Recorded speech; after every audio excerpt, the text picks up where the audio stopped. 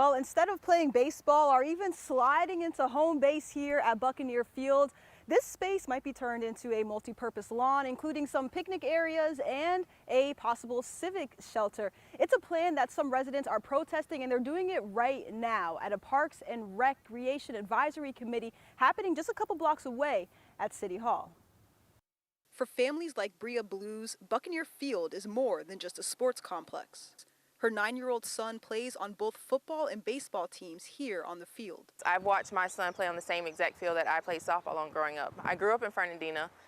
This is the heart of the city. Like, these kids, they do everything out here. Kate Robinson, who lives nearby, remembers spending nights watching games with her family. She says the central location makes the field accessible for all families. And it is in a close vicinity to, a mixed income neighborhood where there are some lower incomes, that parents may work full time, may not have access to a vehicle, and it still gives those children the ability to, ride their bike or walk. The existing Buccaneer Field Complex will be moved to the Fernandina Sports Complex 4 miles away.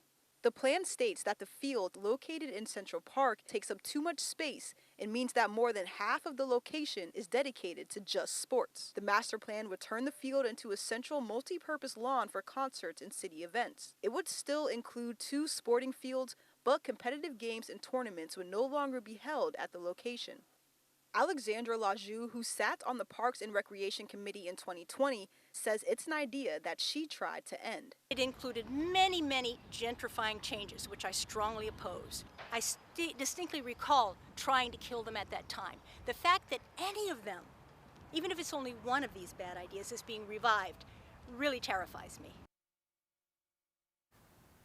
Right now, the Parks and Recs Committee is just reviewing the idea. If they decide to move forward, it will then be put on the committee's agenda where they will vote yes or no, but then that item will have to go through the city's commission. The city commission will ultimately have the final vote on if this change to Buccaneer Field becomes a reality.